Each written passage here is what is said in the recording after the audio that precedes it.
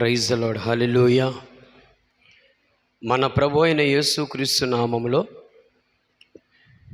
ఈ ఉదయకాలము దేవుని మందిరములో అనగా పరిశుద్ధమైన మందిరములో ఉన్న మీ అందరికీ నా నిండు హృదయపూర్వకమైన వందనాలండి. అందరికీ కూడా మీ చేతులు కనబడుతున్నాయి కానీ స్వరం వినబడట్లేదు. బిగ్గరగా చెప్పాలా? నేను రాత్రి కూడా చెప్పాను, నమస్కారమునకు ప్రతి నమస్కారము సమస్కారం. చేతులు చూపితే కాదు, స్వరం కూడా. వందనాలండి, అందరికీ వందనాలు. దేవుడు ఎంతో మంచి సమయము. ఈరోజు దేవుని వాక్యము వినడానికి ఎంతో ఆశపడుతూ ఉన్నాం. ప్రియులారా, దేవుని యొక్క వాక్యమునకు వెళ్ళే ముందు కొన్ని విషయాలు మీకు చెబుతాను, జాగ్రత్తగా వినండి. నా వైపు మీరు చూడాలి. దేవుని ప్రేమను బట్టి నేను కొన్ని విషయాలు మీకు చెప్పాలనుకుంటున్నా. నా ప్రియ దేవుని బిడ్డలారా,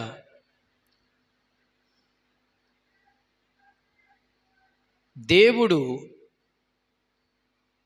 ఈ సృష్టిలో సమస్తము వాటన్నిటిపై అధికారము కలిగిన వాడు. అవునా కాదా?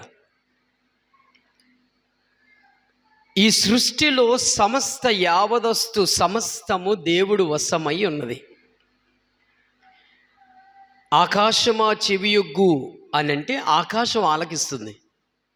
భూమి చెవియొగ్గు విను అంటే భూమి వింటుంది. ఇక సూర్యుడు, నక్షత్రాలు, పంచభూతాలు అన్నీ కూడా దేవుని మాట వింటున్నాయి. అవునా? కానీ బ్యాడ్ లక్ ఏంటంటే మనుషుడు ఒక్కడే వినట్లేదు. ఈవెన్ జంతువులు కూడా దేవుని మాట వింటున్నాయి. వినడం లేదా? వింటున్నాయా లేదా? గాడిద మాట్లాడిందా లేదా? అమ్మా,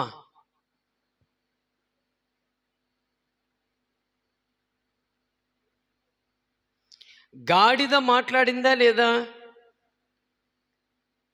యోనా సముద్రంలో పడిన వెంటనే దేవుని మాట చేప విన్నదా లేదా? ఇలా చూస్తే దేవుడికి అన్నీ లోబడిపోతున్నాయి కానీ ఒక మనిషి మాత్రమే లోబడడం లేదు. ఇది బ్యాడ్ లక్, విషాదకరమైనది. అయితే దేవుడికి అన్నీ లోబడుతున్నాయి, ఒక మనుషుని యొక్క హృదయం మాత్రం లోబడడం లేదు. ఒక విషయం జాగ్రత్తగా వినండి అమ్మా. పిల్లల దగ్గర కూర్చోబెట్టుకోండి ప్లీజ్. మీరు చాలా నిశ్శబ్దంగా ఉండాలి. దేవుని వాక్యము మనం ఎంతో శ్రద్ధగా, జాగ్రత్తగా, భయము కలిగి వింటే మన ఆరోగ్యానికి, మన జీవితానికి అది క్షేమం. స్తోత్రము కలుగునుగాక. దేవుడు చేపకు చెప్పాడు, యోనాను మింగమని. మింగేసింది. మరలా చేపకు చెప్పాడు, ఒడ్డును కక్కమని. కక్కేసింది. యేసు ప్రభు పడవలో వెళుతూ ఉంటే సముద్రము గాలి ఎగస పడుతున్నప్పుడు శిష్యులు బెంబులెత్తిపోతున్నారు, భయపడిపోతున్నారు, చచ్చిపోతామేమో అని. సముద్రమా నెమ్మలించుము, గాలి ఆగుము అనగానే నిమిషాల్లో, సెకండ్లో ఆగిపోయినాయి అవి. వెంటనే అవి ఆ సృష్టికర్త అయిన మాటలు వింటున్నాయి అవి. మరి ఏంటయ్యా, అన్నీ వింటున్నాయి కదా. ఎర్ర సముద్రం కూడా మాట వింది, 2 పాయలుగా చీల్చబడి. యోర్దాను నది పరవశలు తొక్కుతూ ఉన్న నది కూడా మాట వింది. మరి దేవుని మాట మనుష్యుడు వినక అసలు లోబడక బ్రతుకుతున్నాడంటే ఇది ఎంత దారుణం. నా ప్రియ దేవుని బిడ్డలారా, దేవుడికి భూమి మీద అన్నిటి మీద అధికారం కలిగి ఉన్నాడు. కానీ ఒక్క హృదయాన్ని మాత్రమే, మనుషుని యొక్క హృదయాన్ని దేవుడు బలవంతము చేత ఏది చేయడానికి ఇష్టం లేదు ఆయనకి. హల్లెలూయా. మీకు అర్థమైందా నా పాయింట్? అర్థమైందా అమ్మా?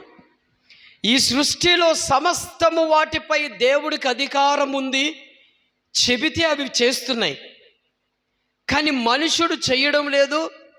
దీనికి కారణం నరుని హృదయము దేవుడు బలవంతము చేయటం దేవుడికి ఇష్టం లేదు. అయినా ఆయనకు సాధ్యమే, అధికారమే, కానీ బలవంతము చేత ఆయన చేసుకునేవాడు కాడు.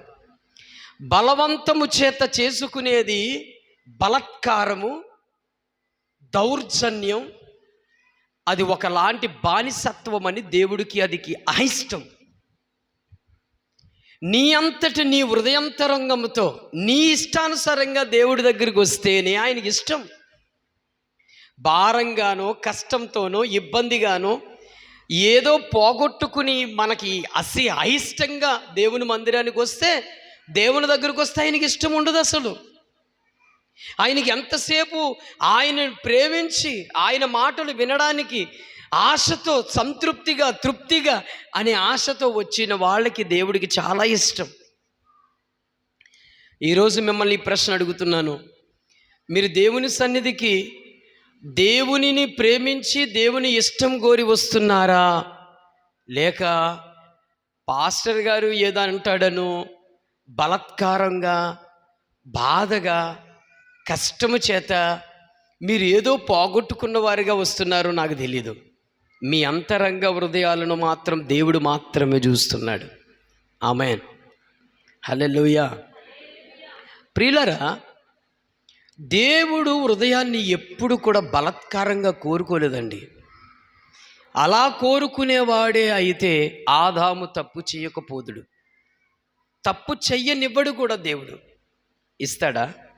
ఇవ్వడు. తప్పు చెయ్యనివ్వడు. అందుకే ఈరోజు అన్యాయముగా చాలామంది క్రైస్తవులు చనిపోవలసిన పని కూడా లేదు. అన్యాయముగా ఎందుకన్నానో జాగ్రత్త అండి. యేసు అని సొంత చేసిన ఎంతోమంది చంపుతున్నారు. ఎంతోమంది క్రూరంగా, మూర్ఖత్వంగా, అన్యాయముగా, దౌర్జన్యంగా సువార్త చేసే సేవకులను, పాస్టర్లను, దేవుని మాటలు చెప్పేవాళ్ళను హింసిస్తున్నారు, చంపుతున్నారు. మరి అన్యాయమే కదా. మరి ఇది దేవుడు ఎందుకు చెయ్యాలి? దేవుడికి ఎందుకు భారం? ఒకళ్ళ ప్రాణాలు పోయేంత పరిస్థితిగా ఒక మనుషుని మార్చడానికి ఒకళ్ళ ప్రాణాన్ని బదులు పెడుతున్నాడు. ఎందుకు అలాగా? ఎందుకనంటే ఎదుటి వాని హృదయాన్ని బలవంతంగా తీసుకోవడం దేవుడికి ఇష్టం లేదు. అలాగా. ప్రియులారా, జాగ్రత్తగా వినండి.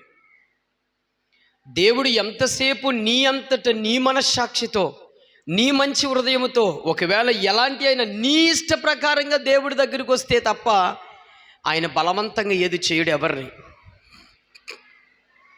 అలా మార్చుకోవాలి అనుకుంటే, జనాన్ని మార్చుకోవాలనుకుంటే, బలవంతంగా బలత్కారంగా దేవుడు మార్చుకోవాలంటే ఆయనకు ఒక సెకండ్ చాలదా? ఏమండి, ఒక సెకండ్ చాలదా? మనలో కూడా ఈ ఆలోచన వస్తుంది.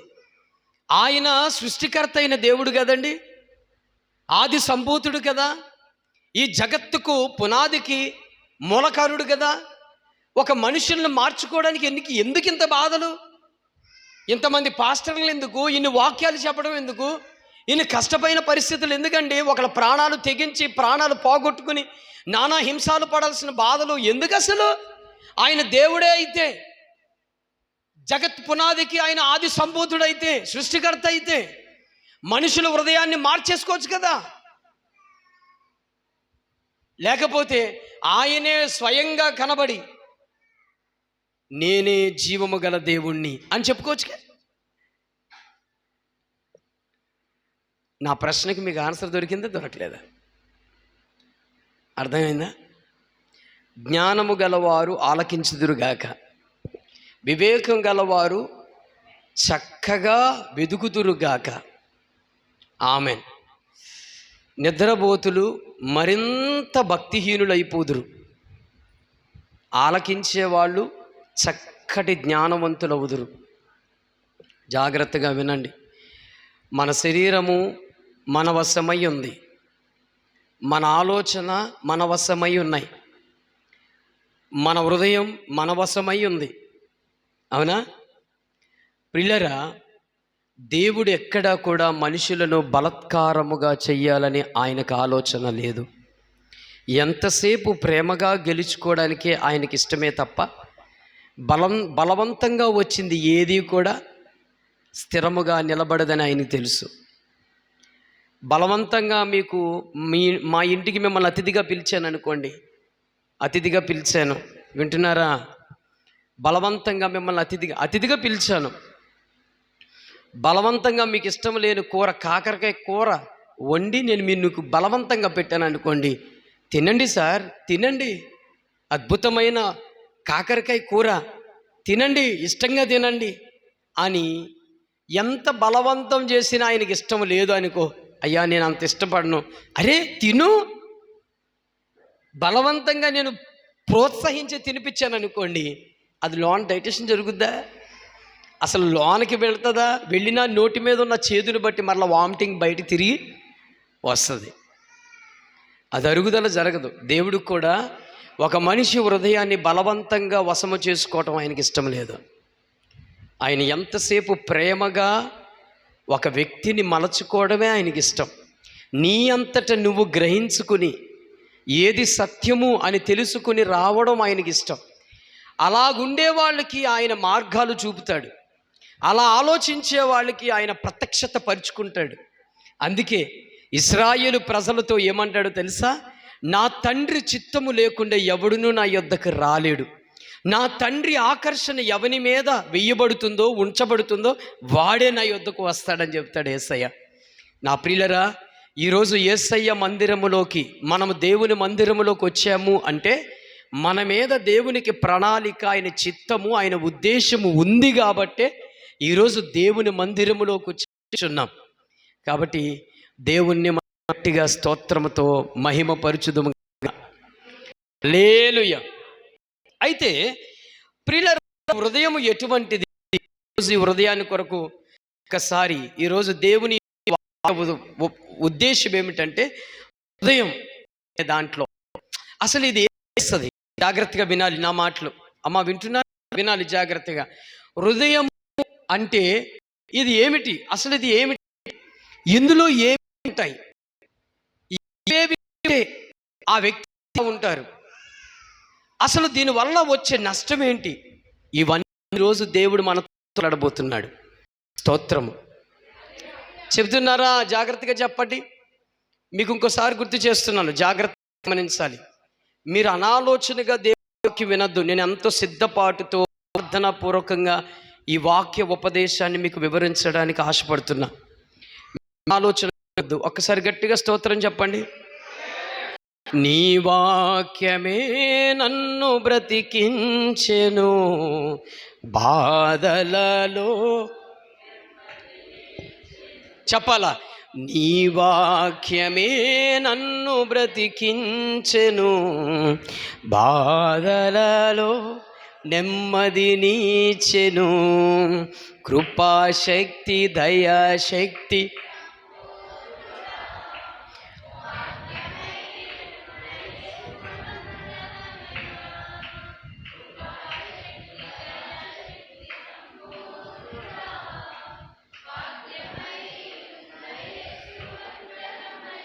ఆమేన్. చిన్న ప్రార్థన నాతో కలిసి మోకరించండి, ప్రార్థన చేసుకుందాం దేవుడి సహాయం కొరకు. ప్రేమ నమ్మకం కలిగిన మా తండ్రి, మా ప్రభువా, నీ మాటలు వివరించబోతున్నాను. అల్పుడునైన నన్ను నీ సిలువ చాటున మరుగుపరచండి. నీ బిడ్డలతో నీవే మాట్లాడండి ప్రభువా. నీ స్వరం వింటే వాళ్ళెంత హృదయాల్లో సంతోషము. నీ మాటలు వాళ్ళ హృదయం అనే పలక మీద దిద్దుకునుటకు సహాయం చేయండి. అపవాది ఎంతసేపు నీ అమూల్యమైన మాటలు చెడగొట్టాలని పలు విధాల ప్రయత్నాలు చేస్తూ ఉండగా వానిని ఏమాత్రము లెక్క చేయకుండా వాని దుష్టిక్రియలన్నీ యేసు నామములో లయపరచండి. వాణ్ణి ప్రభువా ఆలోచించి వివేకము కలిగి, జ్ఞానము కలిగి, ఆత్మ కలిగి జాగ్రత్తగా నీ ఉపదేశము వినుటకు మాకు సహాయము దయచేయమని, దేవా మీరే మాతో మాట్లాడమని, ఏది విడిచిపెట్టక సంపూర్తిగా మమ్మల్ని నడిపించమని యేసు నామములో ప్రార్థించి అడిగి పొందియున్నాము తండ్రి, ఆమెన్. ప్రియులరా, ఈ వాక్యము నాకు కూడా కొత్తే. వింటున్నారా జాగ్రత్తగా? ఈ వాక్యము నాకు కూడా ఎంతో ఇష్టమైనది. నన్ను నేను ఈ వాక్యములో కనుపరుచుకుంటూ, ఈ వాక్యములో నేను చూసుకుంటూ నేను మీకు బోధిస్తూ దేవుడు ఈరోజు మాట్లాడబోతున్నాడు. జాగ్రత్తగా ఆలకించండి. దేవుడు మనిషికి అన్ని అవయవాలతో పాటు హృదయము అనేది రహస్యమైనది. చెప్పండి, ఏంటిది? ఇది రహస్యమైనది. కన్ను కనబడుతుంది, ముక్కు కనబడుతుంది, చెవులు కనబడతాయి, తల కనబడుతుంది, అవయవాలన్నీ కనబడుతూ ఉన్నాయి. అంతరంగములు అంటే ఒక మాటలో చెప్పాలి అంటే పొట్ట లోపల ఉన్న అవయవాలు కూడా చూడగలుగుతాం. కానీ ఈ భూమి మీద పుట్టిన మనుషులకే కానీ, ఈ భూమి మీద గొప్ప గొప్ప చదువులు చదివేవారు కానీ, శాస్త్రవేత్తలు కానీ, గొప్ప గొప్ప విద్యాంశ జ్ఞానులే కానీ, ఎంత గొప్పవారైనా ఎప్పటికీ చూడలేనిది ఏదైనా ఉంది అంటే హృదయము. ఏం చూడలేం? హృదయాన్ని ఎప్పటికీ చూడలేం. చాలామంది చేతులు పట్టుకుని జాతకాలు చెబుతానంటారు చూడండి, అది పచ్చి అబద్ధం. పచ్చి అబద్ధం. మనలను కలుగు చేసిన వానికే సాధ్యమే తప్ప ఈ భూమి మీద ఎవని హృదయము ఎవడికి తెలియదు. ఈవెన్ ఒకే ఇంటిలో ఉండి, ఒకే పడకలో ఉండి, కలిసి మెలిసి తింటూ పడుకుంటూ తిరుగుతున్న భార్యాభర్తల హృదయాలు కూడా ఒకరికి తెలియదు. అంటే ఇది ఎంత ఆశ్చర్యకరమైందో చూడండి. జాగ్రత్తగా వినండి, మీకు చాలా అద్భుతమైన విషయం ఇది. మీ హృదయాన్ని కూడా మీకు చూపించబోతున్నాడు. కానీ ఈరోజు కలుగుతుందండి. ఎలాంటిది? దాని స్పర్శ, దానివల్ల ఏం జరుగుతుంది అన్నీ చూడొచ్చు. దేవుని వాక్యము ప్రజలకు చూపిస్తుంది. అది వాక్యానుకున్న శక్తి అటువంటిది. స్తోత్రం, హల్లెలూయా. హెబ్రీయుల పత్రిక చెప్తున్నాడు కదా, అధ్యాయంలో చెప్తున్నాడు, నీ వాక్యము రెండంచులు గల ఖడ్గము, అది శరీరములో అంటే ఎముకలను చీలుస్తూ హృదయములో ఉన్న అంతరంగం అది ఏం చేస్తుందంటే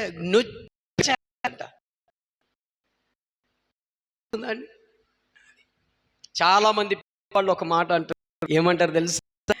ఒక మాట అంటారు, చేతికి అయిన గాయం కట్టుతుంది, తగ్గిపోతుంది, కానీ హృదయానికి కలిగి గాయం ఎప్పటికీ తగ్గిపోదనే సామెత మనం మర్చిపోవద్దు. ప్రియులారా, జాగ్రత్తగా వినండి. దేవుడు ప్రతి అవయము కనబడేలాగిచ్చాడు. హృదయం అనేది ఎవరికి కనబడదు. ఇది రహస్యమైనది. ఇది రహస్యముగా దాచబడి ఉంది.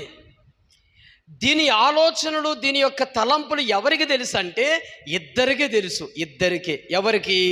మొదటిది దేవుడికి తెలుసు, రెండవది తానుకు మాత్రమే తెలుసు. ఇంకెవ్వరికి తెలియదండి. ఇప్పుడు నేను వాక్యం చెబుతూ ఉండగా, మిమ్మల్ని చూస్తూ ఉండగా నేను ఏదో ఒకటి మనసులో అనుకున్న విషయం మీకు ఏమన్నా తెలుస్తుందా? తెలీదు. పోనీ నేను మాట్లాడబోతున్న విషయాలు మీరు గ్రహించగలుగుతారా? గ్రహించలేరు. ఇవన్నీ ఎక్కడి నుంచి వస్తున్నాయి? హృదయములో నుంచే వస్తున్నాయి. నా ప్రియులరా, హృదయము ఎవ్వరు చూడలేరు. హృదయములో ఆలోచనలు ఈ భూమి మీద ఎవ్వరు వినలేరు. హృదయముల యొక్క తలంపులన్నీ కూడా ఇవి కేవలం దేవుడికి, నీకు తప్ప ఇంకెవరికి తెలియదు. అర్థమైందా? ఇంకొకటి, ఈ హృదయం ఎక్కడ ఉంటుంది? ఈ హృదయం ఎక్కడ ఉంటుంది?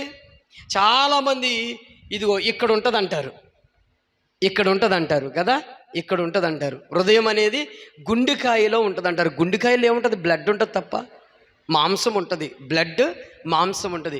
హృదయం అనేది ఎక్కడుంటుంది అంటే మన ఆలోచనల్లో ఉంది హృదయం. ఎక్కడుందండి? మెమోరీ ఎక్కడుందండి? హెడ్, తల లోపల మనకి మెమోరీ. ఇది ఆలోచన. దాన్ని కూడా మనం చూడలేం. ఒకవేళ డాక్టర్ తలంతా చీర్చి, జాగ్రత్తగా వినాలి, తలంతా బద్దలగొట్టి ఒకవేళ హృదయం ఎక్కడుందా, ఏ అవయములో ఉందా అని చెక్ చేసినా అది కనపడదు. చూడలేం. మెదడు ఉంది కదండి, మెదడు లోపల అది సిగ్నల్ ఇచ్చే ఒక ఇది అంతే. సిగ్నల్ ఎవరైనా చూడగలుగుతామా? చూడలేం. అది ఎలా వస్తుందంటే మనకు తెలియదు. అంతే. హృదయాన్ని, ఆలోచనలు ఎవ్వరు చూడలేరు. అది దేవునికి ఒక్కనికే సాధ్యం. అర్థమైందండి పిల్లరా? కాబట్టి ఈ హృదయం నిమిత్తం దేవుడు ఏం మాట్లాడబోతున్నాడు, అసలు ఈ హృదయంకున్న ప్రత్యేకత ఏంటి, ఈ హృదయంలో ఏం జరుగుతాయి అనే దాన్ని ఒకసారి చూస్తే ఆదికాండము 6వ అధ్యాయము మనం జాగ్రత్తగా గమనించి చూడాలి.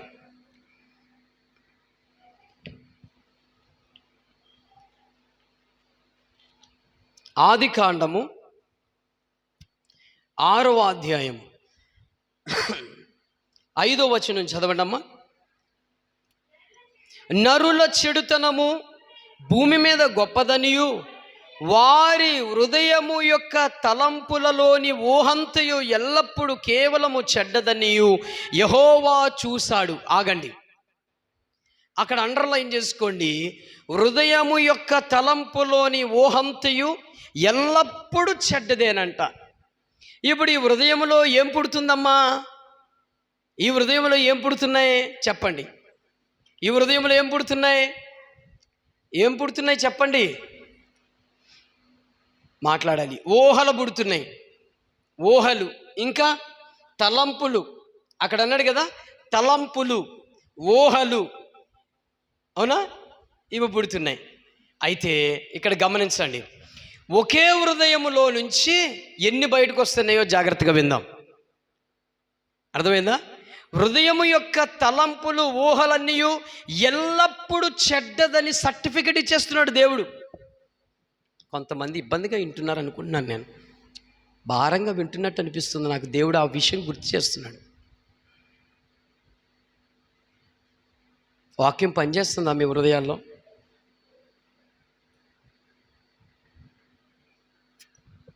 జాగ్రత్తగా వినండి. మీ మనసు తెరుచుకుని గ్రహింపు దగ్గర కూర్చొని జాగ్రత్తగా ఆలకించండి. లేకపోతే మీరు కొంచెం బలహీనతగా, బద్ధకంగా ఉన్నారనుకో, మిమ్మల్ని లేచి నిలబెడతా, మీ గమ్మున ఎక్కుద్ది.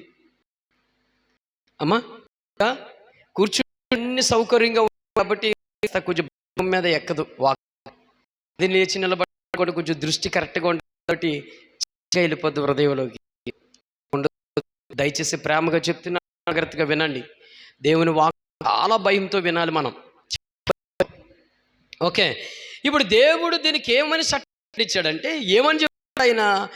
హృదయము, నరుని హృదయము ఎప్పటి నుంచి అంట? బాల్యం నుంచే, పుట్టినప్పటి నుంచి వాని తలలు, ఊహల చెడ్డది, చెడ్డది, చెడ్డది. ఈ హృదయంలో ఏం పుడుతున్నాయి? చెడ్డది. అర్థమైందా? ఇప్పుడు మీకు గమనించండి, ఈ హృదయంలో ఏం పుడుతున్నాయి చెప్పరేంటండి? ఏం పుడుతున్నాయమ్మా? తలంపులు, ఊహలు, ఇవన్నీ ఎటువంటి అంటే ఎల్లప్పుడూ చెడ్డవే, ఎల్లప్పుడూ చెడ్డవే. ఇప్పుడు అండి, గ్రంథం 17వ అధ్యాయంలోకి వస్తే, ఇర్మియా గ్రంథము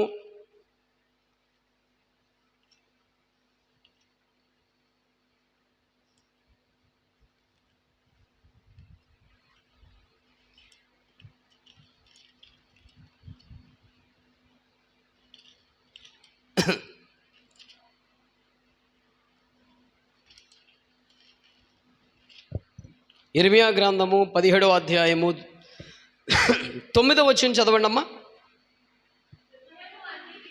హృదయము అన్నిటికంటే మోసకరమైనది, అది ఘోరమైన వ్యాధి గలది, దానిని గ్రహింపగలవాడు ఎవడు? దేవుడు ఇంకో చోట ఏమంటాడండి? ఈ హృదయం కొరకు ఏం చెప్తున్నాడమ్మా? ఈ హృదయం కొరకు ఏం చెప్తున్నాడు? వ్యాధి గలది. బ్రదర్, డాక్టర్ గారు మీకు ఒక మాట చెప్తున్నానండి, మీరు ప్రతి శరీరానికి వైద్యం చేయగలుగుతున్నారు, హృదయానికి చేయగలుగుతున్నామా? దానికి ఇంజెక్షన్ చేయడానికి ఉందా? మాత్ర వేయడానికి ఉందా? దేవుడు అలాంటి సిచ్యువేషన్ ఇస్తే ఎంతమంది ప్రాణాలు బాగుంటాయో, ఎంతమంది కుటుంబాలు బాగుంటాయో అనుకుంటాను నేను. స్తోత్రం చెప్పరేంటండి? హల్లెలూయా. హృదయానికి కూడా ఒక ఇంజెక్షన్ ఉందనుకోండి, ఆ ఇంజెక్షన్లు ఏమని ఎక్కించాలి? వీడి మాట వినాలి, దేవునికి లోబడాలి అనే ఇంజెక్షన్.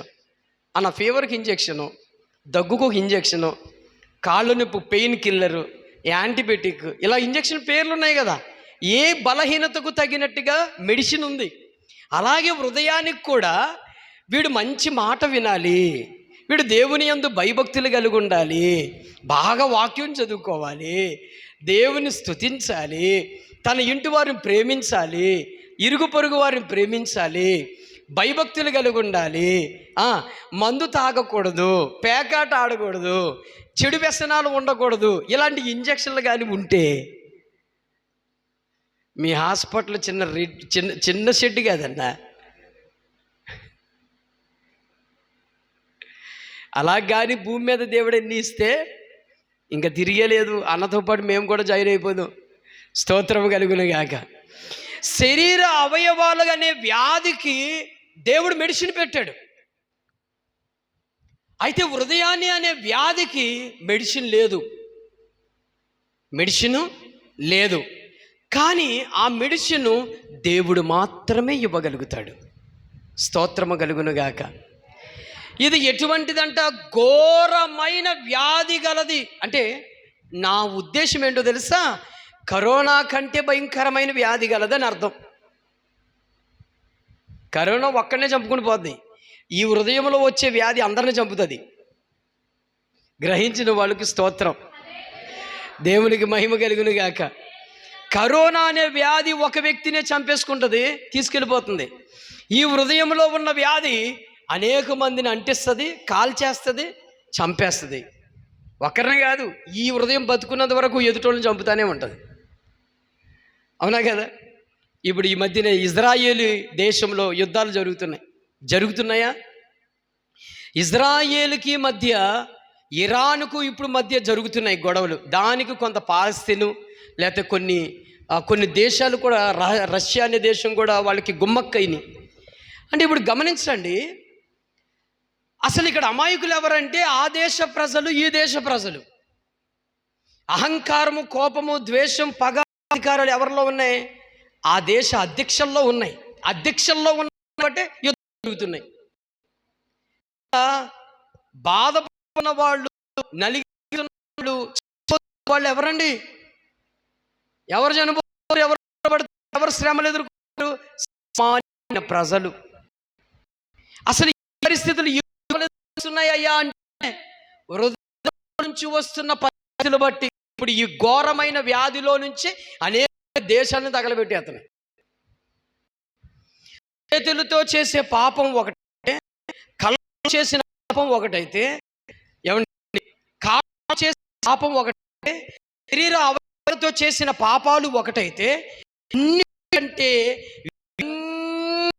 ఆధారమైన వ్యాధి అనేది హృదయం అనే భయంకరమైన పాపం.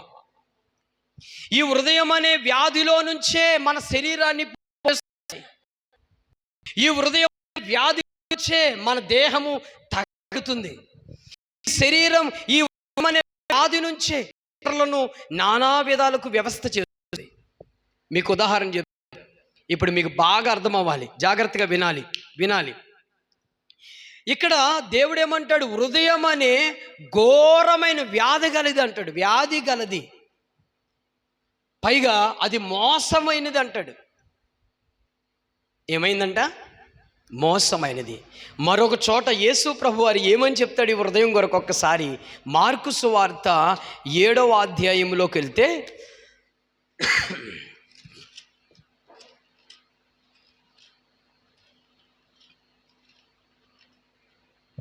మార్కు సువార్త 7వ అధ్యాయము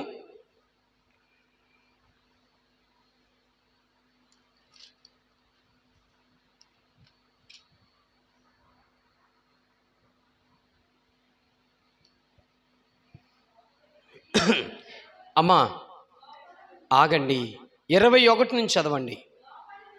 లోపల నుండి అనగా మనుష్యుల హృదయములో నుండి దురాలోచనలను, జారత్వములను, దొంగతనములను, నరహత్యులను, వ్యభిచారములను, లోభములను, చెడుతనములను, కృత్రిమమును, కామ వికారమును, మత్సరమును, దేవదూషణయు, అహంభమును, అవివేకమును వచ్చును. అబ్బబ్బబ్బబ్బబ్బ, ఎన్ని వ్యాధి రకాల పేర్లు ఉన్నాయండి. అన్నా మీరు జాగ్రత్తగా వినాలి. మీరు ఈ పగటి వేళ మీరు విన్నవాళ్ళు చాలా సంతోషపడాలి. ఈ ఉపదేశాన్ని బట్టి దేవుడు మీ హృదయాన్ని కూడా తెరుచునుగాక. అర్థమైందా? జాగ్రత్తగా మీకు క్లారిటీగా ప్రభు ఏం చెప్తున్నాడు చూసారా? అక్కడ ఏమన్నాడు? హృదయము వ్యాధి గలది, ఘోరమైనది అని చెప్తున్నాడు. ఇది ఘోరమైన వ్యాధి గలది. ఇంకోటి ఏమంటాడు అక్కడ? అమ్మ మోసకరమైంది. ఈ వ్యాధి కలిగిన హృదయములో నుంచి బయటికి ఏమొస్తున్నాయంట? ఏమొస్తున్నాయి చెప్పండి నాన్న. రే వినాలి. బైబిల్ తెరిచారా మీరు? అందరు తెరిచారా? బాస్పెట్లు వేసుకొని చక్కగా చేతులు కట్టుకోండి. వాక్యం జాగ్రత్తగా వినండి. నేను ఎవరిని చదవమంటానో తెలీదు, సడన్గా చదవమంటా మిమ్మల్ని. జాగ్రత్తగా వినాలి. ఈ హృదయం అనే వ్యాధిలో నుంచి ఎటువంటి వ్యాధులు వస్తున్నాయో చూడండి. ఏ వ్యాధులు వస్తున్నాయంట? లోపల అక్కడ అంటున్నాడు, మనుష్యుని లోపల నుండి బయలు వెళ్ళినది అపవిత్రపరచును. లోపల నుండి అనగా మనుషుల హృదయములో నుండి దురాలోచనలు, జారత్వము, దొంగతనము, నరహత్య, వ్యభిచారము, లోభము, చెడుతనము, కృత్రిమును, కామ వికారమును, మత్సరము, దేవదూషణ, అహంభమును, అవివేకము వచ్చును. ఒక్క మాటలో చెప్పాలి అంటే నీచమైనవి, అసభ్యకరమైనవి అన్నీ హృదయములో నుంటే వచ్చును. మీకు అర్థమవుతుందమ్మా? మొట్టమొదటిగా బాల్యము నుంచి హృదయం చెడ్డదంటున్నాడు. రెండవది, ఈ హృదయము వ్యాధి గలది, అది ఘోరమైనది. ఇంకోటి ఏమంటాడు అక్కడ? మోసకరమైంది కదా.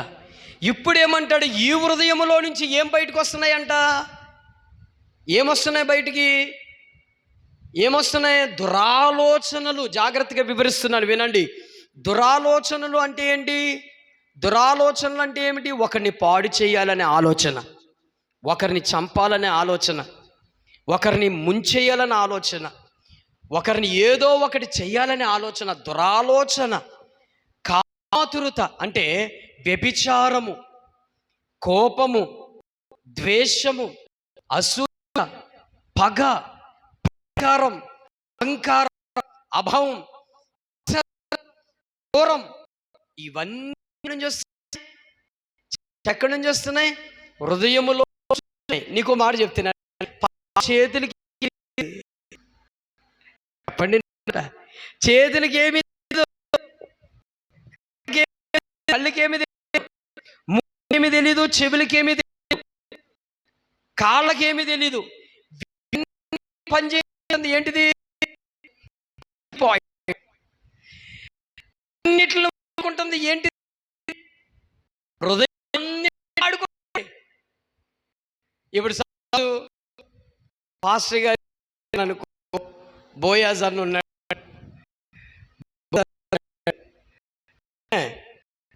ఏదో కొంచెం బట్టి కాస్త గట్టిగా మందలించాను అనుకో.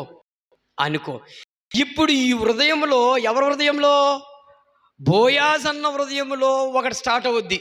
నన్ను అంటాడా, నన్ను అవమానపరుస్తాడా అని ఇప్పుడు స్టార్ట్ అయ్యింది. ఎక్కడ? హృదయంలో. చేతుల్లో స్టార్ట్ అవ్వలేదు, కాళ్ళల్లో స్టార్ట్ అవ్వలా, నోటిలో స్టార్ట్ అవ్వలా, కళ్ళల్లో స్టార్ట్ అవ్వలేదు. ఇది హృదయంలో స్టార్ట్ అయ్యింది. హృదయంలో స్టార్ట్ అయిన వెంటనే ఏం మాట్లాడుతున్నారు బ్రదర్? మీరు ఏం మాట్లాడుతున్నారు? జాగ్రత్తగా మాట్లాడండి. ఒళ్ళు దగ్గర పెట్టుకుని మాట్లాడండి అన్నాడు అనుకోండి. ఇది ఇప్పుడు దేనికి పని చెప్పినట్టు? దేనికి పని చెప్పినట్టు? హృదయంలో స్టార్ట్ అయిన విషయాన్ని చేతికి చెప్పింది, నోటికి చెప్పింది, కళ్ళకి చెప్పింది, నడకకు చెప్పింది, బాడీ యాక్టివిటీ అన్నిటికీ చెప్పింది. అంటే నాశనానికి నడిపించేది ఏంటిది? హృదయం. ముంచేస్తున్నది ఏంటిది? హృదయం. పాడు చేస్తున్నది ఏంటిది? హృదయం. మనల్ని పతనాని స్థితికి నాశనం చేస్తున్నది ఏంటిదండి? హృదయం. మీకు అర్థమవుతుందా? చెవులు గలవాడు వినుగాక. ఆలకిస్తున్నారా? హృదయం అంటే ఏంటో. ఇప్పుడు కూడా మిమ్మల్ని నాశనం చేస్తుంది హృదయమే. వినకుండా చేస్తున్నది ఏంటిదండి? హృదయమే కదా. ప్రియులరా, చూడండి, బాల్యం నుంచి నరుని హృదయము చెడ్డది. అది ఎటువంటిదంట? ఘోరమైన వ్యాధి గలది. అది ఇంకోటి ఏమంటాడు? మోసకరమైంది. అందులో నుంచి ఏమొస్తాయి అంటున్నాడు ఇక్కడ యేసు ప్రభు వారు? కోపము, క్రోధము, మత్సరము, వ్యభిచారము, లోభత్వము అన్నీ వస్తున్నాయి. ఏమండి, ఈరోజు భార్యాభర్తలు విడిపోవడానికి కారణాలు ఏంటండి?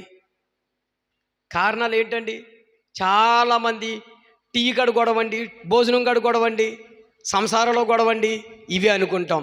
అసలు వీటన్నిటికంటే ముందు స్టార్ట్ అయ్యేదంతా కూడా హృదయంలో నుంచే. ఈ ప్రాబ్లం అంతా బయటకు ఎక్కడి నుంచి వస్తుంది? హృదయంలో నుంచి బయటకు వస్తుంది. అది అహంభం.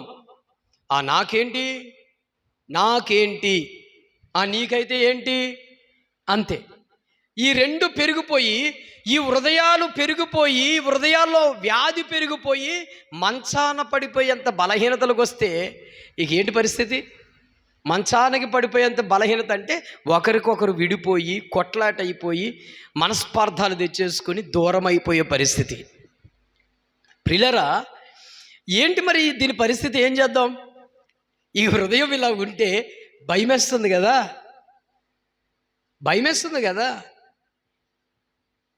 ఏమండి, ఈ మధ్యన ఒక చిన్న మాట చెప్తున్నాను. ఒక కుటుంబంలో జరిగిన విషయాన్ని. ఎంతగానో ప్రేమించే ఒక కోడల పిల్లను ప్రేమగా ప్రేమించేవారు. చక్కగా బంగారు బొమ్మలాగా ప్రేమించుకున్నారు. చక్కగా బుట్ట బొమ్మలాగా చూసుకున్నారు. ఒక్కసారిగా సడన్గా వాళ్ళ ప్రేమ మారిపోయింది. ఇది కూడా ఎక్కడి నుంచి వస్తుందండి? మీకు అర్థమైందా? బాగా ప్రేమించారు. ఇది ఎక్కడి నుంచి వచ్చింది? హృదయంలో నుంచే. తర్వాత వెంటనే ఆ ప్రేమ మాయమైపోయింది. అమ్మ, అన్నం తిన్నమ్మా, ఆరోగ్యం పాడైపోద్దమ్మా, త్వరగా అన్నం తినే అని చెప్పి అత్తగారు అన్నం తిన్నావా లేదని అడగడం మానేసింది. రోజు భర్త చక్కగా దగ్గర కూర్చొని ప్రేమగా మాట్లాడే భర్త ఇప్పుడు మాట్లాడటమే మానేశాడు అనుకోండి. కోడలమ్మ, ఎలా ఉన్నావు, మాకు అంత టీ పెట్టమ్మా, నా నోరు కొంచెం చప్పగా ఉంది, కొంచెం నోరు టీ పెట్టమ్మా అని చెప్పి మాంగారు అసలు ఆయన పొయ్యి కడికి వెళ్ళి టీ పెట్టుకునే స్థితికి వచ్చింది అనుకోండి. ఈ పరిస్థితులన్నీ ఎక్కడి నుంచి వచ్చేసినవి? హృదయములో నుంచి బయలు వెళితే వస్తున్నాయి. అంటే ఇది ఎంత ప్రమాదకరమైందో చూడండి. పాపం యాకోబు భక్తుడు ఏమంటాడంటే, చిన్న నిప్పు విస్తారమైన అడవిని తగలబెట్టును అని చెప్తాడు. నోటిలో నుంచి వచ్చే మాటలు బట్టి వాళ్ళ జీవిత నాశనమునకు పతనాస్థితికి నడిపిస్తుంది అనేది వాస్తవం. అసలు ఈ నోటికి సమాధానం చెప్పింది ఎక్కడి నుంచి వస్తుంది? అది అసలు మనం పట్టుకోవాలా. అసలైన ఏరు ఎక్కడుందని ఎత్తుక్కోవాలి. చెట్టు ఒక చోట ఉంది, ఏళ్ళు ఎక్కడున్నాయి? ఆ మొదల్లో ఎక్కడో ఉంటుంది. దీని బలమంతా ఒకే ఒక నాడిలో ఉంటుందండి. అవునా? ఇప్పుడు డాక్టర్ గారు చేయి పట్టుకుని నాడి పట్టి చెప్తున్నాడు. ఆయన నాడి పట్టుకుని చెప్తాడు, ఆమె బలహీనంగా ఉందా, హార్ట్ బీట్ ఎంత కొట్టుకుంటుంది, స్లోగా కొట్టుకుంటుందా, అధికంగా కొట్టుకుంటుందా అని గ్రహించి కాస్త కూర్చోపెట్టి ఆమెకు మెడిసిన్ చెప్తాడు. నాడి బాగా కొట్టుకుంది అనుకోండి, బాగానే ఉంది కదమ్మా, కాస్త రెస్ట్ తీసుకో అని చెప్తాడు ఆయన. అలాగే ఈ హృదయం అనే దానికి కూడా ప్రతి చెట్టుకు ఎలాగైతే బలమైన ఏరు ఉంటుందో ప్రతి మనిషికి కూడా ఈ హృదయం అనేది కూడా బలమైంది. అది వింటున్నారా? కాబట్టి ఇప్పుడు దీనివల్ల ఎంత నష్టం వస్తుందంటే భయంకరమైన నష్టాలు వస్తున్నాయి. ఈరోజు కుటుంబాల్లో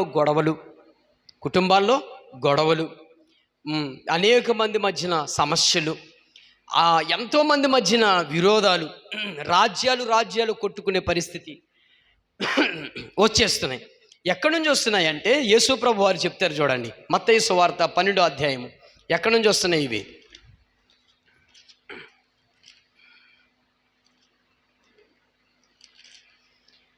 మత్తయి సువార్త 12వ అధ్యాయము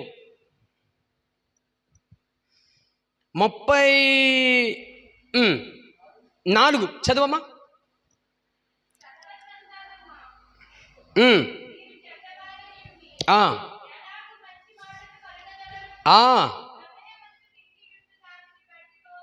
అండర్లైన్ చేసుకోండి అక్కడ మనం చదువుకోవాల్సిన వచ్చిన భాగం. హృదయము నిండిన కొలది హృదయము నిండిన కొలది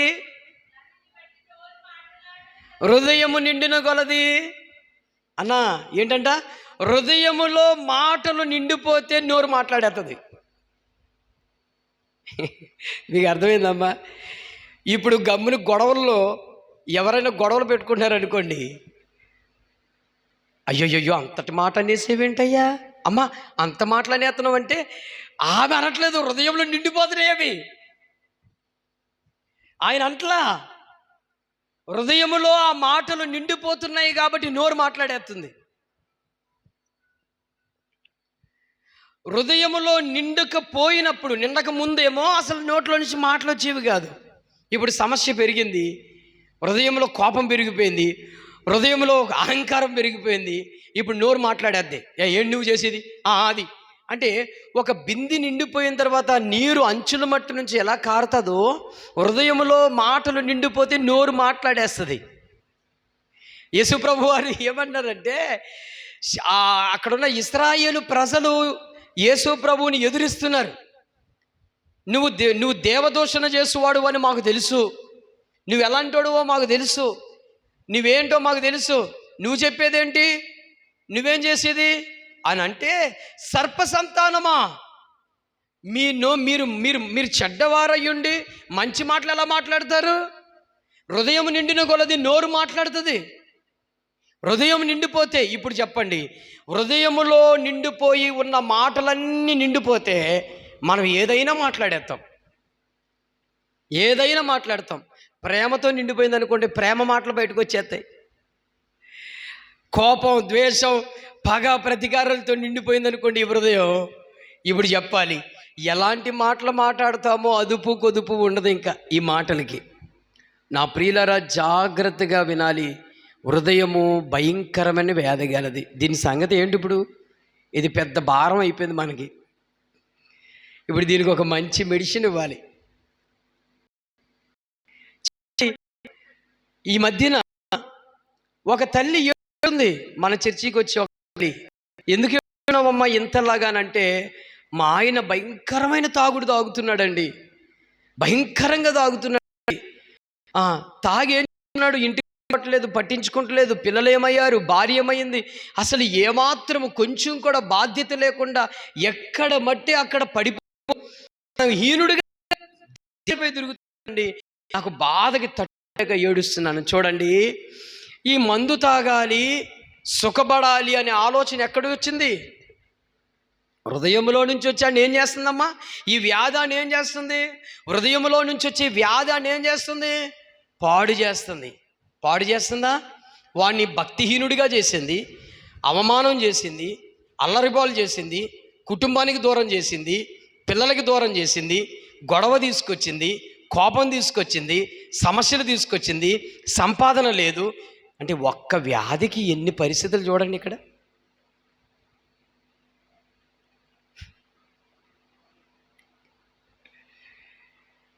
వాళ్ళ అన్నదమ్ములు ఎందుకు కొట్టుకున్నారా? వాళ్ళ అన్నదమ్ములు ఎందుకు కొట్టుకున్నారు? ఒకడేం కర్ర ఇచ్చుకున్నాడు, ఒకడేం గొడ్డలు ఇచ్చుకున్నాడు, కొట్టేసుకున్నారు. వాళ్ళతో పాటు అందరూ కొట్టేసుకున్నారు. ఎందుకు కొట్టేసుకున్నారు వాళ్ళ అన్నదమ్ములు? ఎందుకు కొట్టేసుకున్నారంటే దానికి కారణాలు ఎన్నో చెప్తాం. ఏం చెప్తాం? ఇంటి గొడవను, ఈది గొడవను, పొలం గొడవను, భూమి గొడవను, బంగారం గొడవను, డబ్బులు గొడవను, ఇవన్నీ చెప్తాం. ఈ గొడవలన్నీ దేంట్లోకి వెళ్తున్నాయి? హృదయం అనే దాంట్లోకి వెళ్ళి ఇవి కూర్చుని కాస్త మసాలా కలుపుకొని బయటకు వస్తున్నాయి. స్తోత్రము కలుగునుగాక. హల్లెలూయా. మీకు అర్థమైందా? మామూలు మరమరాలు అయితే బాగా ఉండు, ఆ మరమరాలకి కాస్త ఉప్పు, కారం, మసాలా కలిపితే రుచిగా బయటకు వచ్చేస్తుంది. అర్థమైందా ప్రియులారా?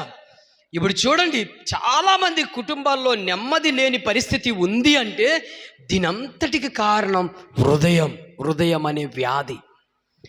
ఇప్పుడు సార్ చాలు సార్, ఇక దీనికి ఒక విరుగుడు చెప్పండి సార్, విరుగుడు, దీనికి విరుగుడు కావాలి. అసలు ఏం చేస్తే మరి ఈ సమస్యలు ఈ హృదయంలో నుంచి బాధపోద్ది అని అంటే, దీనంతటికి ప్రధానమైన కారణం ఈ హృదయం అనే దానిలో యేసు ప్రభువు వారు కూర్చోవాలి. గట్టిగా చెప్పాలా? యేసు ప్రభువు వారు ఈ హృదయంలో కూర్చోలేనంత వరకు నువ్వు ఎలా ఉంటావో అసలు చెప్పలేవు. నేను మీకు ఒక ఎగ్జాంపుల్ చెప్దాం అనుకున్నాను కానీ కుదరలేదు. కానీ మాటతో చెప్తాను, జాగ్రత్తగా వినండి. ఒక ఎండిపోయిన చెట్టు, ఒక పచ్చటి చెట్టుని రెండు దగ్గర పెట్టుకోండి. రెండు దగ్గర పెట్టుకున్నాం అనుకోండి, ఈ రెండు పేర్లు ఏంటి? ఈ రెండు, ఇది చెట్టే అది చెట్టే, రెండు చెట్లే. మరి ఏందులో ఈ రెండిట్లో ఏది సారం ఉంది? పచ్చ దాంట్లో జీవం ఉంది, సారం ఉంది. ఎండిన దాంట్లో ఏమీ లేదు. అంటే ఎందుకు ఈ రెండిట్లు నేను పోల్చుతున్నానో జాగ్రత్తగా వినండి. హృదయము చెడిపోయిన వ్యక్తి ఎండిపోయిన చెట్టు వలె అయిపోతాడు.